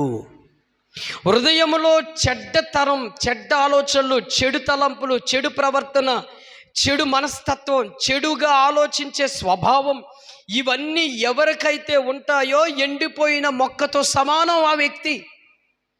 ఎప్పుడైతే హృదయము శుద్ధిగా ఉండి ఈ హృదయములో యేసయ్య కూర్చుని, ఈ హృదయములో యేసు ప్రభు మాటలు, దేవుని వాక్యము, దేవుని ఉపదేశము, దేవుని యందు భయభక్తులు కలిగిన దేవుని మంచి మనసు ఎవరి హృదయములో ఉంటుందో నిత్యము పచ్చటి మొక్క వలె అతడు ఉంటాడు. స్తోత్రము కలుగునుగాక. అతడికి ఏ హాని జరగదు. నిత్యము చిగురిస్తాడు, నిత్యము కాయలు కాస్తాడు, నిత్యము సమృద్ధిగా చక్కగా నిగనిగలాడుతూ ఉంటాడు. ఎప్పుడైతే చెడిపోయిన హృదయము కలిగి ఉంటామో ఆ వ్యక్తి, చెట్టు అనే పేరు అంటే మనిషి అనే పేరే కానీ ఆ వ్యక్తి దేనితో సమానం అంటే ఎండిపోయాడు. దాంట్లో జీవం లేదు, అందులో ఏ ఉపయోగం లేదు, ఎవరికి ప్రయోజనం కాదు, ఎవరు ప్రేమించుకోరు, ఎవరు ఆదరించరు. ఎందుకో తెలుసు? హృదయం మంచిది కాదు. నా ప్రియ దేవుని బిడ్డలారా గుర్తుపెట్టుకోండి, ఒక జాగ్రత్తగా వినండి. ఒక డబ్బు వ్యక్తినైనా, పేదవాడిని, కనీసం పోయి బట్టలున్నవాడైనా, చిరిగిపోయి బట్టలున్నవాడినైనా, కనీసం మట్టి వాసన వచ్చే వ్యక్తితో అయినా సాహసం చేయాలి. సహవాసము చేయము. చెమటే కదా, చెమట కంపు, ఎదుటివారి చెమట వాసన మనకి ఇష్టం లేదు. అలాంటితో అయినా సహవాసం చేయొచ్చు. హృదయం అనే భయంకరమైన వ్యాధి పెట్టి నీచమైన బుద్ధి కలిగే మనుషులతో సహవాసము చెయ్యలేము, ఎప్పటికీ చేయలేము. వాళ్ళు నిగడుతూ కనబడతారు కానీ ఎండిపోయిన సమాతడు. ఇది గుర్తుపెట్టుకోండి దేవుని బిడ్డలారా. వాళ్ళ హృదయము పైకి, వాళ్ళ రూపం బాగుంటుంది కానీ అంతరంగములో కుళ్ళిపోయిన డ్రైనేజీ. మీకు అర్థమైందా? నేను యేసయ్య ఈ హృదయంలో ఎందుకు కూర్చోవాలన్నానో ఒకసారి జాగ్రత్తగా వినండి. యేసు ప్రభు వారు ఈ హృదయంలోకి రాకముందు ఏం కూర్చున్నాయి దీంట్లో? త్రాగుడు, వ్యభిచారాలు, నరహత్యలు, దొంగతనాలు, మోసతనాలు, ఇవన్నీ కూర్చున్నాయి. యేసు ప్రభు వారు ఎప్పుడైతే ఇందులో కూర్చున్నాడు అనుకోండి, ఈ సింహాసనం కూర్చున్నాడు అనుకోండి, అప్పుడు ఇందులో ఏముండవండి? త్రాగుడు ఉండదు, అసభ్యకరమైన ఉండవు, వ్యసనాలు ఉండవు, చెడు అలవాట్లు ఉండవు, దేవుని భయముతో కూడిన మాటలు బయటకు వస్తాయి. ఏ హృదయములో నుంచి వ్యాధి కలిగినవి బయటకు వచ్చినాయో అదే హృదయములో నుంచి యేసయ్య ఉంటే అద్భుతమైన జీవ ఊటలు, జీవనదులు ఉంటాయి. స్తోత్రము కలుగునుగాక. హల్లెలూయా, స్తోత్రము కలుగునుగాక. నా ప్రియులారా, యేసు ప్రభువారు అందుకే ఒక మాట చెబుతారు. మత్తయి సువార్తలో అద్భుతమైన మాట, 5వ అధ్యాయంలో ఒక మాట చూడండి. 5వ అధ్యాయము 8వ వచన భాగం చదవండి. హృదయము శుద్ధి గలవారు, ఆమె కొంచెం, హృదయము శుద్ధి గలవారు చెప్పరేంటండి? హృదయము శుద్ధి గలవారు హృదయము శుద్ధి గలవారు ధన్యులు. వారు ఎవరిని చూస్తారంట? డైరెక్ట్ దేవుని చూడొచ్చు. Are you see God? నువ్వు దేవుని చూడాలి అంటే ఏముండాలి? ముందు హృదయం అనే శుద్ధి ఉండాలి. హృదయం అనే శుద్ధి. హృదయంలో శుద్ధి లేకుండా ప్రార్థన చెయ్యలేము. హృదయం అనే శుద్ధి లేకుండా ప్రభు బల్ల తీసుకోలేము. హృదయం అనే శుద్ధి లేకుండా దేవుని మందిరానికి రాలేము. హృదయం అనే శుద్ధి లేకుండా దేవుని తలంచలేము. హృదయం అనే శుద్ధి లేకపోతే ఎవరితో ప్రేమగా మాట్లాడలేము.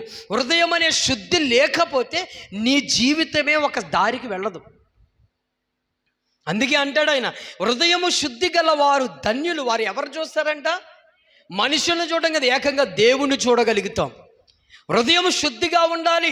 ప్రార్థన చేస్తే గొప్ప కాదు, పాటలు పాడితే గొప్ప కాదు, వాక్యము చెబితే గొప్ప కాదు, వాయిద్యాలు వాయిస్తే గొప్ప కాదు, దేవుని మందిరానికి వచ్చినంత మాత్రాన గొప్ప కాదు. హృదయములో ఏముండాలంటే శుద్ధి ఉండాలి. ఇవన్నీ చేస్తూ హృదయం శుద్ధిగా ఉందనుకో, దేవుడు నూరంతల ఫలితముతో మనల్ని దీవిస్తాడు. దేవుని ముఖాముఖిగా చూడొచ్చు, భూమి మీద చూడొచ్చండి.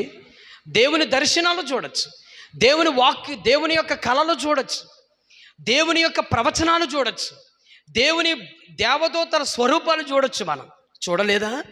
బైబిల్లో మనం చూడలేదా? కొర్నేలుతో ఎవరు మాట్లాడారండి? దేవుని స్వరం కాదా? దేవదూత మాట్లాడింది వచ్చి, కొర్నేలు నీ యొక్క ధర్మకార్యములు, నీతి కార్యములు, నీ మంచితనము దేవుని ఎదుట నిలబడి ఉంది అంటాడు. ఎంత గొప్ప సాక్ష్యము చూడండి ప్రియులారా. ఇప్పుడు దేవుని స్వరం విన్నట్టే కదా దేవదూత మాట్లాడితే. మరి దేవుని చూడగలిగాడంటే కొర్నేలు హృదయంలో ఏముందంటే మంచి మనస్సాక్షి ఉంది, మంచితనము, మంచి హృదయం ఉంది, శుద్ధి హృదయం ఉంది. ఇప్పుడు సౌలు హృదయంలో ఏముంది అంటే అసూయత ఉంది. సౌలు హృదయంలో ఏముందండి? అసూయత. అసూయత ఎప్పుడైతే సౌలు హృదయంలో ఉందో అహంకారం ఉంది, గర్వం ఉంది, క్రూరత్వం ఉంది. అందుకే దేవుడు సౌలును రాజు అనే సింహాసనము దించేశాడు. నీలో ఈ లక్షణాలు, ఈ ప్రవర్తన ఎప్పుడైతే ఉంటుందో స్థానాన్ని దించేస్తాడు దేవుడు. నీ విలువను ఉంచాడు, నీ గౌరవాన్ని ఉంచాడు, నీ స్థానమును ఉంచాడు. విలువను తెచ్చుకుంటూ తీసుకెళ్ళి నేల మట్టానికి తీసుకెళ్తాడు. అందుకే ఎందరూ తగ్గించుకుందరు హెచ్చింపబడుదురు, హెచ్చింపబడుదురు తగ్గించబడతారు. తగ్గించుకుంటాం. హృదయం శుద్ధి కలిగితే హెచ్చిస్తాడు. హృదయంలో నా విధమైన టీనేజీ లాంటి చెత్త పెట్టుకుని బ్రతికేవే, ఇందువల్ల లాభమైనది ఏదీ లేదు. నానికే మార్గం అది. నా ప్రియ దేవుని బిడ్డలారా, ఇప్పుడు ఈ హృదయంలో దేవుని వాక్యము నిత్యము ఉండాలి. దేవుని వాక్యము నిత్యము ఉంటే, ఈ హృదయము దేవుని వాక్యం ఉంటే, అంటే ఆ వాక్యమే దేవుడు, దేవుడే వాక్యము ఎప్పుడైతే హృదయంలో ఉంటుందో మన కళ్ళు మారిపోతాయి. జాగ్రత్తగా వినాలి. మన కళ్ళు మారిపోతాయి, మన నడక మారిపోతుంది, మన ప్రవర్తన మారిపోతుంది, మన మాటలు మారిపోతాయి. అంటే ఇప్పుడు ఈ హృదయంలో నుంచి ఏం బయటకు వస్తున్నాయి? ఇప్పుడు ఒకప్పుడు వ్యాధి కలిగినవన్నీ వచ్చినాయి, ఇప్పుడు ఈ హృదయంలోంచి ఏమొస్తున్నాయమ్మా? ఏమొస్తున్నాయి? ఈ హృదయంలో నుంచి మంచి లక్షణాలు వస్తున్నాయా? ప్రార్థన వస్తుంది, ఆరాధన వస్తుంది, స్తుతి వస్తుంది. హృదయము శుద్ధి కొలది దేవుని సింహాసనం ఇక్కడ వెయ్యబడితే, దేవుని వాక్యం ఇక్కడ ఉంటే నీ జీవితం మధురంగా మార్చబడుతుంది. స్తోత్రము కలుగును గాక. మీకు మరొక ఎగ్జాంపుల్ చెప్తాను, జాగ్రత్తగా వినాలి బాబా. పట్టుకో జాగ్రత్తగా, వాక్యాన్ని పట్టుకో. అర్థమైందా? వాక్యాన్ని పట్టుకో. ప్రియులారా, సౌలు ఒకప్పుడు ఎలాంటి హృదయం కలిగి ఉన్నాడు? సౌలు యేసు ప్రభుని నమ్ముకున్న వారిని చంపే హృదయం కలిగి ఉన్నాడు. అనేక మందిని హింసించేవారుగా ఉన్నాడు, అనేక మందిని బాధ పెట్టేవారుగా ఉన్నాడు. అయితే యేసు ప్రభు ఎప్పుడైతే ఆయన హృదయం అనే సింహాసనంలోకి వచ్చి కూర్చున్న తర్వాత ఈ సౌలు పౌలుగా మార్చబడి, ఏ హృదయంలో నుంచి చెడ్డ ఆలోచనలు వచ్చినాయో, ఏ హృదయంలో నుంచి నీచమైన అహంకారమైనవి వచ్చినాయో, ఇప్పుడు అదే హృదయంలో నుంచి ఏమొస్తున్నాయో తెలుసా? ప్రేమ బయటకు వస్తుంది. స్తోత్రము కలుగును గాక. అదే హృదయంలో నుంచి ఏమొస్తున్నాయంటే అద్భుతమైన మాటలు బయటకు వచ్చినాయి. అదే హృదయంలో నుంచి మాదిరి బయటకు వచ్చింది. అదే హృదయంలో నుంచి సాదృశ్యము బయటకు వచ్చింది. ఆయన చెప్తున్నాడు, క్రీస్తు ప్రేమ నుంచి నన్ను ఏది దూరపరచగలదు? క్రీస్తు ప్రేమ నుంచి నేను ఏది నన్ను దూరపరచగలదు? ఖడ్గమైన, కరువైన, మరేది నన్ను దూరపరచలేదంటాడు. ఇంకొక మాట ఏమంటాడు తెలుసా? యేసు క్రీస్తు పోలి నేను నడుచుకున్నాను అంటాడు. క్రీస్తుని పోలి నేను నడుచుకున్నాను. యేసు ప్రభు యొక్క నడవడిక ఎంత గొప్పది!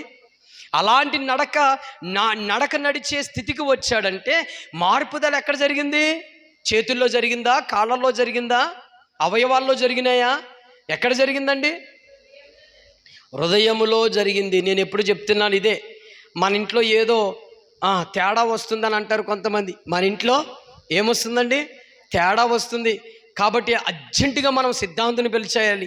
మన ఇంట్లో ఏదో ఇబ్బందులు వస్తున్నాయి, మన ఇంట్లో ఏదో పరిస్థితులు మారిపోతున్నాయి, ఏదో ప్రమాదాలు వస్తున్నాయి అంటే వీళ్ళు పాపం అమాయకత్వంగా వాళ్ళని పిలిచి వీళ్ళని పిలిపించి ఆలిగిలికి డబ్బులు ఇచ్చి తంటాలుగా నానా బాధలు పడుతూ ఆ గుమ్మాలు మార్చి ఈ కిటికీలు మార్చి ఆ రోజులు ఈ రోజులు అని చెప్పి రకరకాలుగా మరింత భ్రష్టత్వంలోకి వెళ్ళి పతనాస్థితికి వెళ్ళిపోతున్నారు. దేవుని బిడ్డలారా, మారాల్సింది ఏంటండి? హృదయము. సమస్యలు ఇంట్లో ఏమొస్తాయండి? గుమ్మాలు కిటికీలు గోళ్ళు బాగానే ఉన్నాయి, పరిస్థితులు దేంట్లో నుంచి వస్తున్నాయి? హృదయాల్లో నుంచి వస్తున్నాయి. హృదయం అనే చెడ్డది కాబట్టి, అందులో చెడు తలంపులు చెడు ఆలోచనలు ఉన్నాయి కాబట్టి నీ ఇంటి పరిస్థితులు మారుస్తున్నాయి. అంత మాత్రాన గోడలు గుమ్మాలు కిటికీలు ఏమి తేడా లేదు, అన్నీ బాగానే ఉన్నాయి. అందులోకి చాలామంది ఇంకో మాట అంటారు. ఏమంటారు తెలుసా? పలానా రోజులో అది చేశారు, ఇది చేశారు, ఆ ఇల్లు ఇది కట్టారు, ఆ గదిలో పెద్దోళ్ళు ఉండడం మానేసి చిన్నోళ్ళు ఉన్నారు. ఇటువంటి బుద్ధిహీనమైన ఆలోచనలు మానేయండి ప్రియ దేవుని బిడ్డలారా. తెలియక ఒకప్పుడు చేసాం, తెలిసి మనం అవి చేయడానికి లేదో. ఎందుకంటే దేవుడు హృదయం అనే ఈ సింహాసనంలో ప్రభు ఆయన వాక్యము కూర్చుంటే ఏదొచ్చినా మనల్ని ఏది చెయ్యలేదు, అంతే. స్తోత్రము కలుగును గాక. హల్లెలూయా. అదే ఇర్మియా గ్రంథంలో నుంచి 32వ అధ్యాయంలో నుంచి మరొక చోట ఏం మాట్లాడుతుండో చూడండి ప్రభువారు.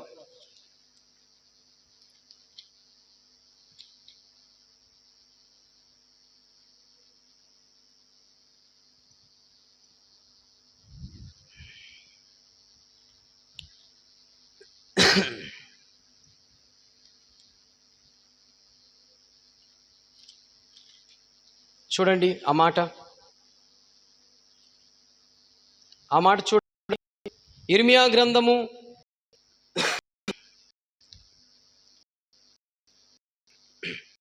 32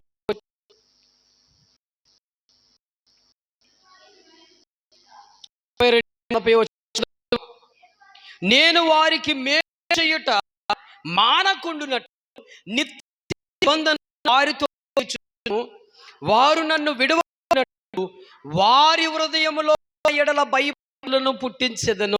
స్తోత్రము గాక. ఈ హృదయానికి పేరు ఎవరు చేస్తారండి? గట్టిగా చెప్పాలి. ఈ హృదయము యొక్క రిపేర్ ఎవరు చేస్తారు బాబా? దేవుడు చేస్తాడు. నేను ఇందాక చెప్పా, హృదయము యొక్క ఒకడు సర్వసృష్టి అయిన దేవుడు. ప్రతి అవయవానికి ఒక వైద్యుడు ఉంటాడు, హృదయ మాత్రం దేవుడు ఒక్కడే ఉంటాడు. భూమి మీద ఏ మనుషుడు ఉండడు, సోది చెప్పినోడు ఉండడు, మాంత్రికుడు ఉండడు, ఇంకొకడు ఉండడు, చిలక జాతకం చెప్పినోడు ఉండడు, ఎవడు ఉండడు. వీడెవ్వడు చెప్పలేడు, వాడు తరం కాదు. వాడు చెప్పే 4 అబద్ధ మాటలకు పడిపోయి నీ చేతిలో ఉన్న కష్టాజీతానంతా వాడి గుప్పిట్లో పెడుతున్నాం. ఇంకంతకు మించి ఏమీ లేదు. తెలియక ఒకప్పుడు మనం చేసాం, తెలిసి ఇప్పుడు మనం చేయడానికి లేదు. హృదయము దాని ఆలోచనల సమస్తం ఎవరి వశమై ఉన్నాయి? ప్రభు వశంలో ఉన్నాయి. రిపేర్ చేయగలిగిన వాడు ఆయనే. అర్థమైందా ప్రియులరా? కాబట్టి ఈ విషయాన్ని మనం ఎప్పటికీ మర్చిపోకూడదు. సామెతలు 4వ అధ్యాయం 23వ వచనం భాగం కూడా ఒక్కసారి మనం చూస్తే అక్కడ కూడా చూడు ఎంత మంచి ఆన్సర్ దేవుడిస్తాడో మనకి.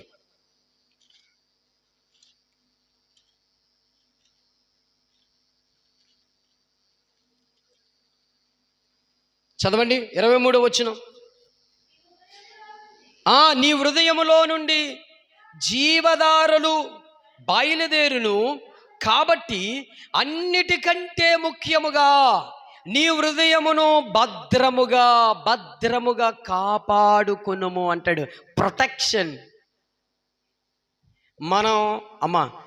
మనం మన ఇంటికి ప్రహరీ కంచి వేసుకుంటాం. ప్రహరీ ఎందుకు వేసుకుంటాం ప్రహరీ? సేఫ్టీ, ఎవరు రాకూడదు గమ్మునని. ఏ పురుగులు ఏ పాములు త్వరగా మన ఇంటి సమీపంకి రాకూడదని దాని చుట్టూ ఏం చేస్తామంటే ప్రహరీ వేస్తాం. ప్రతి తోటకు ఒక కంచి వేస్తామా? 2 చేతుల పైకెట్టి స్తోత్రం చెప్పండి, బిగ్గరగా చెప్పండి, గట్టిగా హల్లెలూయా. నా ప్రియ దేవుని బిడ్డలారా, ఒక తోటకు ఏమేస్తామంటే కంచి వేస్తాం కదండి. అలాగే దేవుడు మన హృదయానికి కూడా ఏమని చెప్తున్నాడంటే భద్రముగా కాపాడుకోండి అంటాడు. ఈ హృదయము భద్రముగా కాపాడుకోండి. ఎందుకనంటే ఈ హృదయములోనే అన్నీ కూర్చుంటాయి. ఈ హృదయమును బట్టే మన శరీరము నడుస్తుంది. అవునా? ఈ హృదయంలో ఆలోచనలు బట్టే కదా. ఇప్పుడు మీరు చెప్పండి, ప్రార్థన అయిపోయిన వెంటనే మీరు ఇంటికి వెళ్ళిపోవడానికి ఎవరు చెబితే వెళ్ళిపోతారు? కాళ్ళు చెబితే వెళ్ళిపోతాయా? కాళ్ళు మాట్లాడుకుంటాయన్నా? హృదయం నీకు చెప్పుద్ది, నీ శరీరానికి చెప్పుద్ది, ఓ కాళ్ళు త్వరగా ఇంటికి తీసుకుపోదా అంటే నడుచుకుంటూ తీసుకెళ్ళిపోతుంది. అది అన్నం పెట్టుకున్న తర్వాత కంచం దగ్గరకు వచ్చింది, తిను అని ఎవరికి చెప్పాలి? జాను, ఎవరికి చెప్పాలరా? నోటికి చెప్పాలా? ముందు దేనికి చెప్తుంది? దేనికి చెప్తుంది? చేతికి. చేతి వెళ్ళి ఎక్కడికి వెళ్తుంది? దేంట్లోకి వెళ్తుందండి? చెయ్య కంచంలోకి వెళ్తుంది. కంచంలో కలుపుతాం. ఇప్పుడు దేనికి చెప్పిద్ది? మరలా నోటికి. ఇప్పుడు మన శరీరాన్ని అంతా నడిపించేది ఏది? హృదయం. మంచిగా నడిపించాలన్నా అదే, చెడ్డగా నడిపించాలన్నా అదే. అది బాగానే ఉంటుంది. చివరికి సిరిగిపోయి చేట అయిపోయేది దేనికంటే శరీరానికి. అందరితో కొట్టించుకునేది ఏంటిదండి? హృదయం చేసే పనికి శరీరం కొట్టించుకుంటుంది. పాపం హృదయం కొట్టించుకుంటుందండి, అది బాగానే కూర్చుంటుంది. దెబ్బలు పడేది దేనికి? హృదయానికి పడుతుంది. పెళ్ళవని మీ ఆయన ఒక దెబ్బ వేసేసాడు అనుకో, పాపం హృదయానికి తగిలితుంది, వెళ్ళి వెంటనే శరీరానికి తగిలేస్తుంది వెళ్ళి. నా ప్రియ దేవుని బిడ్డలారా, ఎందుకు ఈ విషయాలు చెప్తున్నానంటే హృదయము కాపాడుకునే బాధ్యత కూడా ఎవరికి ఇచ్చాడు దేవుడు? మన వశమే ఉంది. నేను ఇందాక చెప్పాను, హృదయములో యొక్క ఆలోచనలు ఎవరికి తెలుస్తాయి? దేవుడికి, నీకే. హృదయము భద్రపరుచుకునే పని కూడా ఎవరి చేతిలో ఉంది? దేవుడికి, నీకే. ఏమండి? అంతేనా? ఈరోజు ప్రజలు వాళ్ళు జరుగుతున్నాయి కదా, యుద్ధాలు జరుగుతున్నాయి. ఇప్పుడు ఇశ్రాయేలు రాజు ఒక్కడే, ఆ దేశ రాజు ఒక్కడే. మనసులో, హృదయంలో ఎందుకులే గొడవ మనకొద్దు, నెమ్మది కలిగి ఈ గొడవ వల్ల అనేక ఇబ్బంది పడుతున్నారు, తెచ్చుకుంటున్నారు కదా, వద్దు మానేద్దాంలే అని ఇద్దరు అనుకున్నారు అనుకో. ఇప్పుడు అక్కడ బాంబులు వేయబడతాయా? Problem clear. వెంటనే ఇశ్రాయేలు రాజు ఏమని చెప్తాడంటే, అక్కడున్న సైనికులు ఉంటారు కదా, వాళ్ళకి ఆ ఫోర్స్, ఈ పోలీసు ఫోర్స్ వాళ్ళకి చెప్తాడు, అయ్యా ఇంకా మీరు ఏ బాంబులు వేయొద్దు, ప్రశాంతంగా రిలాక్స్గా ఉండండి అని ఇక్కడ చెప్తాడు.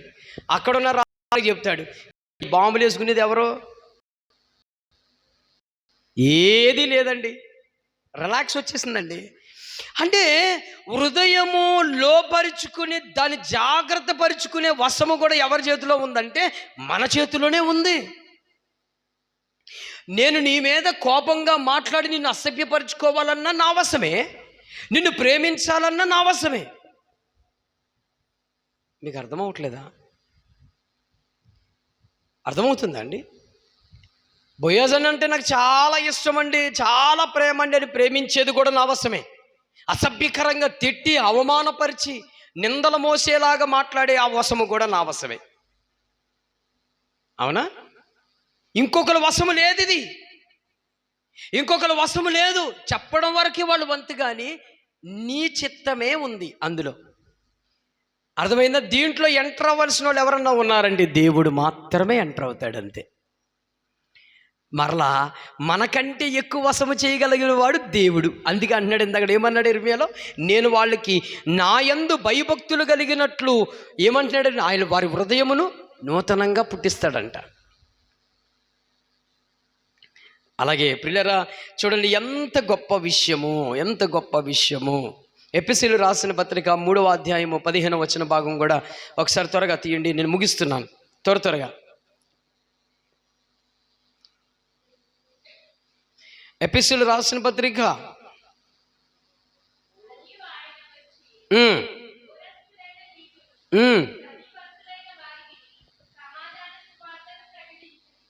అమ్మా ఏం చదువుతున్నా? 1 పేతురు 3వ అధ్యాయము 15వ వచనం. 1 పేతురు 3వ అధ్యాయం 15వ వచనం. అది అంతరంగ పురుషుని యందు శక్తి కలిగి ఆయన ఆత్మ వలన బలపరచబడుటకు క్రీస్తు, అమ్మ దేంట్లోనంటమ్మా? హృదయములో విశ్వాసము ద్వారా నివసించున్నట్లు దాను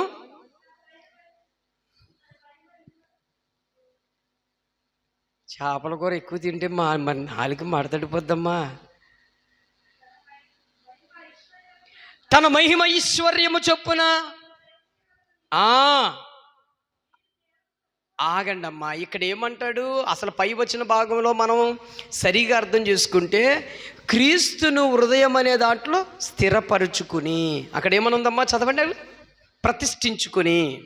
ఇంకా మీకు పూర్తి క్లారిటీ ఇస్తాను చూడండి, పూర్తి క్లారిటీ. 1 పేతురు అక్కడ ఏమన్నాడు? ప్రతిష్ఠించుకోమన్నాడు కదా. ఇది ఎన్నో వచనం అమ్మ? 1 పేతురు 3:15 కదా.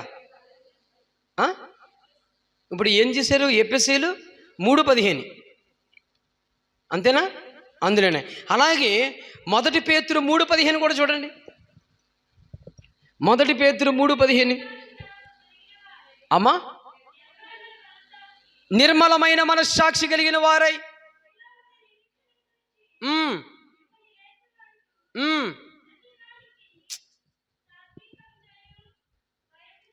రాంగ్. 1 పేతురు రాసిన పత్రిక 3:15 అదే. మరి మీరు ఏం చదువుతున్నారు, ఏం చేస్తున్నారు?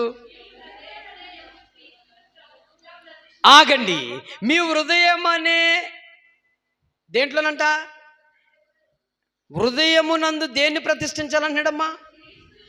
క్రీస్తును ప్రతిష్ఠించాలి. ప్రతిష్టం అంటే ఏంటి? కూర్చోవాలి. ఆయన కూర్చుంటే మన హృదయం మంచిగా పనిచేస్తుంది తమ్ముడా. అర్థమైందా? యేసయ్య మన హృదయంలో పూర్తిగా కూర్చోవాలి. కూర్చోబెట్టాలి అనుకుంటున్నాం మనం, కానీ కూర్చోపెట్టలేదు కాబట్టి మనం ఇంకా అడ్డదిడ్డంగానే ఉంటున్నాం. యేసు ప్రభు వారు మనం హృదయంలో కూర్చున్నారా? కూర్చోలేదు. కార్తీక్ వినపడుతుందా?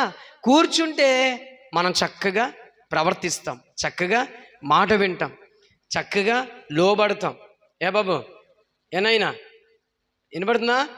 యేసు ప్రభు వారు మనం హృదయంలో కూర్చోబెట్టుకుంటే అన్ని మాటలు వింటాము, జాగ్రత్తగా నడుచుకుంటాము, అందరికీ విధేయత కలిగి ఉంటాము, భయభక్తులు కలిగి ఉంటాము, రోడ్లంపడ తిరగము, అల్లరిగా తిరగము, వ్యసనాలు వెయ్యము, ఏ చెడు అలవాట్లు మనకి అభ్యాసింపవే చెయ్యము. ఒరే ఈడు మామూలుడు కాదురా, ఈడు పనికి మాలోడురా అని ఎందుకంటారండి? వాడు నచ్చక అందంగా లేడని అంటారండి. రే వీడు వేస్ట్ ఫీలో కూడా, వీడు పనికి మాలోడురా అని అంటారు. వాడు అందంగా లేడనా? ఎందుకని అంటారు అలాగా? వాడి హృదయము యొక్క ఆ స్థితి మంచిగా లేదు కాబట్టే ఆ మాట అంటారు. హృదయము బాగుండి మంచి నడవడికతో జీవిస్తున్న వ్యక్తిని అబ్బాయి అంత మంచి వ్యక్తిరా అని చెప్తాం. నా ప్రియ దేవుని బిడ్డలారా, ఈ విషయాన్ని గుర్తుపెట్టుకోండి. యేసు ప్రభువుని మన హృదయం అనే దాంట్లో ప్రతిష్ఠ చెయ్యాలి. ఎఫెసీయులో కూడా ఏమన్నాడు అక్కడ? ఆయన్ని ఏం చేయాలంట? విశ్వసించాలి అంటాడు. ప్రభువుగా విశ్వసించాలి. ఇక ఆఖరి మాట నేను ఒకటి చెప్తూ ఎఫెసీయులు 5:19 కూడా చదివి క్లోజ్ చేసుకుందాం.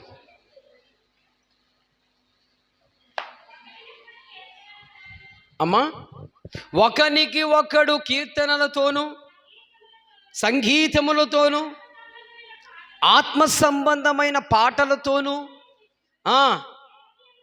మీ హృదయములలో దేన్ని గూర్చి పాడుతూ ఉండాలంట?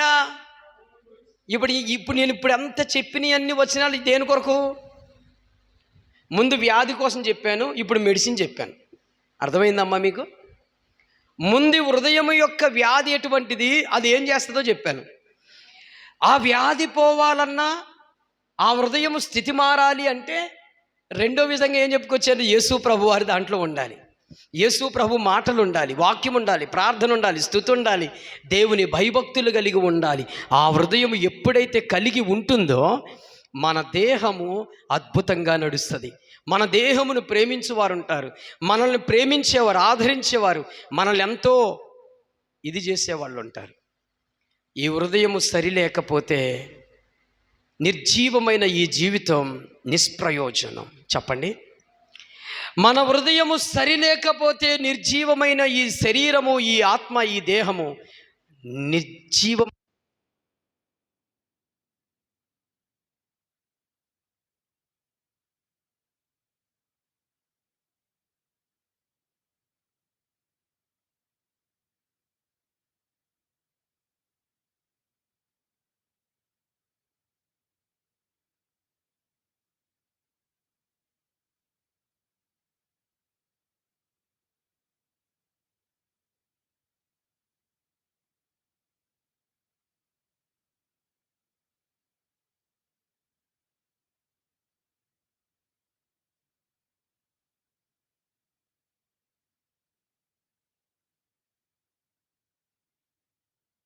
నీ కీర్తినే చాటిదా నజరేయుడా నా యేసయ్యా.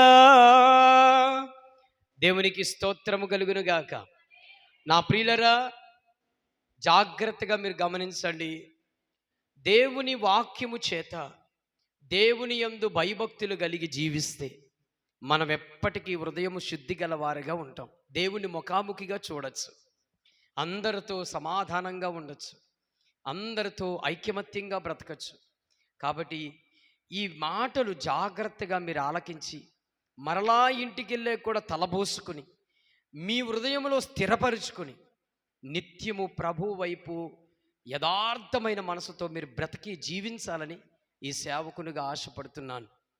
ఒక్కటే మాట, దేవునికి అవమానము తీసుకొచ్చేది కూడా ఈ హృదయములో నుంచే, దేవుణ్ణి మెప్పింపచేసేది కూడా ఈ హృదయంలో నుంచే. కాబట్టి మన వశమై దేవుడు మనకు అప్పగించాడు ఈ హృదయాన్ని. కానీ దేవుడు కూడా బలవంతము చేయడం లేదు, ఇది మన చేతికి అప్పగించాడు. మీరు ఎలా నడుచుకోవాలో మీ చేతిలోనే మీ హృదయం ఉంది.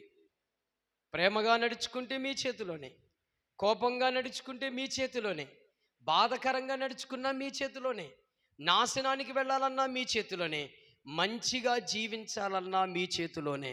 ఇది గుర్తుపెట్టుకోండి. హృదయము చెడ్డగా ఉండే మీ బ్రతుకు అలాగా అయిపోయింది అనుకోండి, ఇది చివరికి ఎక్కడికి తీసుకెళ్తుందో తెలుసా? నరకాగ్ని గుండానికి తీసుకువెళ్తుంది. మంచి హృదయము కలిగి జీవించేవే అనుకో, పరలోకానికి తీసుకువెళ్తుంది.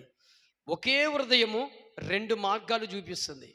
ఏ మార్గానికి వెళ్ళాలో సోదరా సోదరి మీ చేతిలోనే ఉంది, తీర్మానం నీదే. దేవుడి ఉపదేశములు దీవించి ఆశీర్వదించును గాక. ఆమెన్. దయచేసి అందరు మోకాళ్ళ మీదకి వద్దాం. దేవుని వాక్యమును మనం విందాం, జాగ్రత్తగా పరిశీలించి దేవుని వాక్యమును విందాము. క్లోజ్ చేయండి అనేది, కెమెరా క్లోజ్ చేయండి.